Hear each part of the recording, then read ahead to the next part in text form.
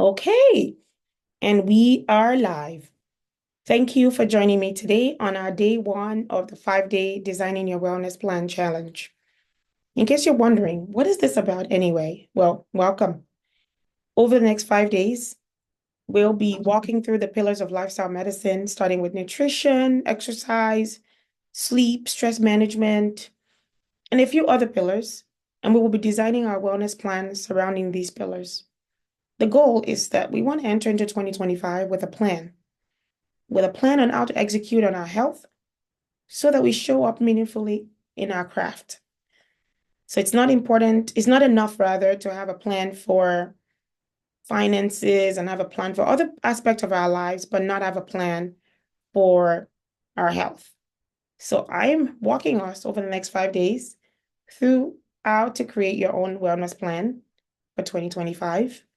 And at the end, if you want to continue the journey with us, we have a community on Mighty Network that can support you on that journey. And if you want to do it on your own or with your other community, by all means. Okay. Like I said, today is mostly introductory. So if you watch this video and you think someone will benefit from joining the community, by all means, please share the link so they can join us. We're just starting to take off. I'll be sharing a few pointers to get our minds ready over the next 4 to 5 days. So allow me to share my screen while I do that.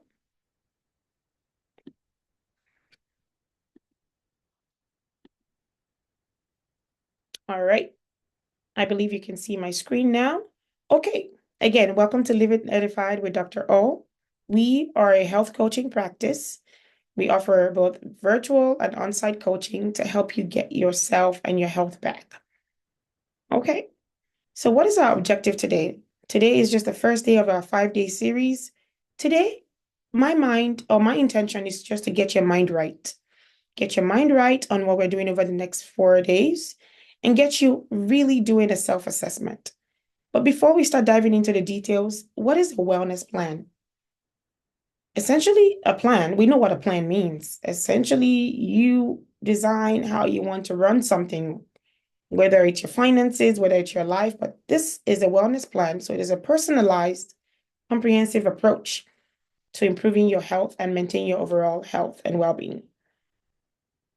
Key point here is it's personalized. So I'm not telling you what to do. I'm guiding you, however, based on known guidelines from American College of Lifestyle Medicine. And then you are customizing and personalizing to your unique situation. Comprehensive, it will be. We'll be touching on some of the pillars of lifestyle medicine, like I mentioned in the introduction. But a wellness plan essentially takes the gambling out of it. 80% of New Year resolutions will fail by February. And only about 90% or 9% of people actually follow through on their plans anyway. But now that you're starting off with a plan, your chances are higher than that. And we will be touching on physical health, mental health, emotional health, because the goal is to create a balance in your life where you can prioritize yourself and establish healthy habits that can help you in the long run. So, welcome. Now, what are the elements of a good wellness plan? The first is personalized goals. A lot of us enjoy quick fixes. We want to hear things that make our ear tingle. Lose 30 pounds in 30 days, just drink water over the next 30 days and you'll drop this. Yes, they can sound very simplistic, but they're not personalized and they're not realistic. So you're going to be designing your own wellness goals or personalized goals based on the guidelines that I will give you, but they will be tailored to your own specific needs, your preferences, your challenges. For example, you may be a shift worker, you may work nights. Your personalized goals will be different from someone who works days. You may have a newborn, your goals may be different. So wherever you find yourself, you will be tailoring your goals to your own specific life situation. Now, another element of a good wellness plan is that it has to be sustainable. That's why we don't copy other people's plan. You design the one that works for you because it has to be achievable. Nobody's selling you any quick fixes here or any extreme diets. You will be eating your own food. You will be exercising the way that your body can allow you to, as long as we're growing. It has to be sustainable, however, because if not, you'll fall off. The third element of a good wellness plan is flexibility. Life changes happen all the time. If you design a plan that involves you not having a rest day when it comes to exercise, for example, you may find that only one hit with life issues and you've fallen off your plan completely. So embedding flexibility into your wellness plan is not a lazy way out. It's actually a realistic way to do life. You want a plan that allows you to be able to adapt to life circumstances. And lastly, holistic. A good wellness plan must be holistic. A lot of us like to think of ourselves in silos, but in reality, that's not how it works. So while most of the things we'll be talking about here will focus on physical health, but there are elements of having a good wellness plan that will touch on mental as well as emotional health, because that's important. We all know that if our mental health fall off the wagon, our physical health will follow. We all know that if we're not emotionally stable and we're, going through one challenge or the other, our mental health will follow, and so will our physical health. So we don't live in silo, and our wellness plan should not be designed as though only physical health matters. Okay. Now, what I would like you to do today is to do a current assessment of yourself. Do an assessment of your strengths. What are you good at? What are the things that you find yourself that are easy for you to do? Some people are good at making a schedule and actually following through. Some people are good in community. Some people like to work alone. Whatever your strengths are, do a strength analysis. Because if you don't know yourself, you cannot design a good plan around yourself. The other element is know your weakness. Some people enjoy working in groups, for example, they like community. But one of their weaknesses could be also that if one person starts to slack off, they start to slack off. So do an analysis of your strengths, of your weakness, and then be aware of the opportunities. A lot of people like to design goals around the beginning of the month. Somehow they have that intrinsic strength to start over again. Some people like to design their goal around a new week. Okay, Monday, I will start doing this. Whatever the opportunities are being presented to you, ride on the wings of those opportunities. You may have a friend that just moved to the neighborhood and actually wants to take walks. Ride on the wings of this opportunity, but you have to be aware of it to be able to take them. And lastly, pay attention to the threats, the things that are going to threaten your ability to follow through on your wellness plan moving forward. It could be time. Time management is big. A lot of people, the barrier to really following through on their wellness plan is time. I just don't have time. Be aware of those threats, because if time is your threat, then I welcome you to do a time inventory. Take a week and really assess how you're spending your time, including the time that you're sleeping. Make a log, an inventory of all those time that you spend over 7 days. You may be surprised that you'll find an opportunity where you can extract time to focus on the things that matter. Some people, it could just be that they're overwhelmed. They just have so many things to do. Again, do a time inventory, see the things that can actually be delegated, the things that could be reassigned. But if you don't bring into your consciousness those threats, you cannot plan for it.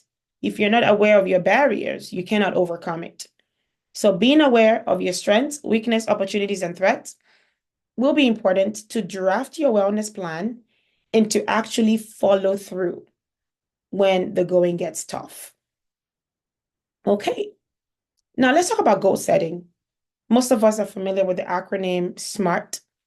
Having a SMART goal means having a goal that is specific, having a goal that is measurable, having a goal that is achievable, having a goal that is relatable, and having a goal that is time bound. That's great. But how does this acronym even affect your wellness plan? If your goal, for example, is to get fit in 2025, what does that even mean? What does that mean? So I'm inviting you to not use vague words when you're creating your goal. I want you to be specific. So instead of saying, I want to get fit in 2025, you can say, I want to lose 30 pounds over the next 12 months by doing A, B, C, D, E, whatever your wellness plan says. Or you can say, I want to exercise 5 days a week in January, at least 20 minutes every day. But you want to make sure it's specific. You want to make sure you can measure it. You can't just leave it to chance. If you leave it to chance, guess what will happen? You'll get on the treadmill, and 5 minutes later, someone's going to call you and you're going to jump off the treadmill. So you must make sure that it's measurable and it's something that's realistic. If you're not exercising now, you want to go from that to 60 minutes, you're most likely not going to succeed. So make sure it's specific, measurable, attainable. Make sure it's realistic and relevant to what you're doing. So you can't be setting a goal about making $1 million with exercising, right? Make sure it's relatable to the goal that you're setting. Make sure your steps, your moves, everything you're doing is going to lead you to that end point.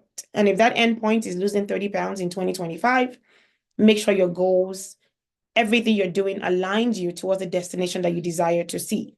And finally, make sure it's time bound. We don't leave anything to chances here.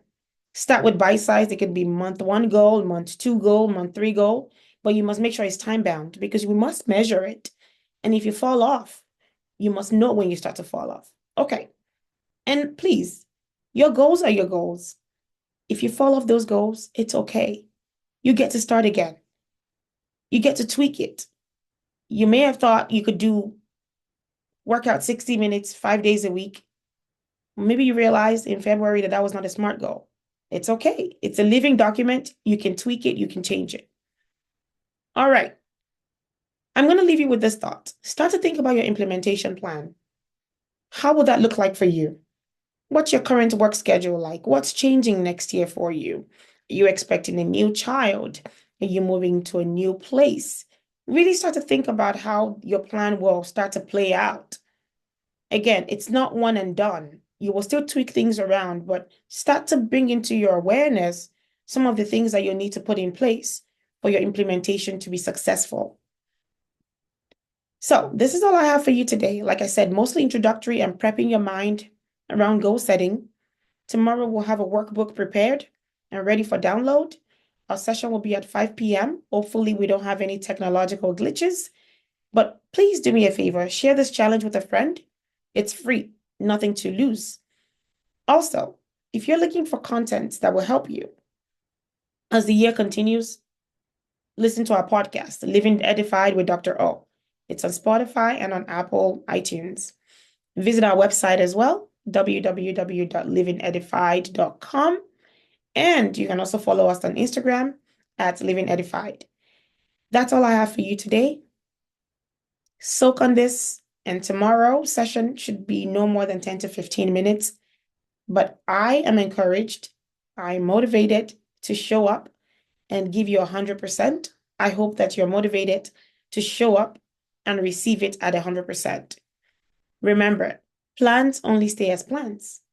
If you don't execute, it will just be a plan. So I'm really, really inviting you to plan with me and also execute with me.